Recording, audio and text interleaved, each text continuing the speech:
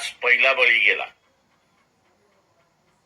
आंधवी मिर्झापूरचे वंचित बहुजन आघाडीचे माजी सरपंच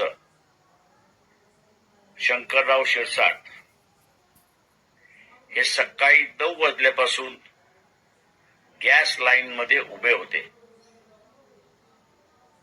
दुपारी 1-1:30च्या दरम्यान त्यांना चक्कर आली आणि त्याचमध्ये त्यांचं निधन झालं. गॅस तुटवडा होणार याची अगोदर कल्पना दिली होती. शासनाने नियोजन व्यवस्थित केलं असतं तर कदाचित माजी सरपंच शंकरराव शिरसाट यांचा जीव वाचला असता.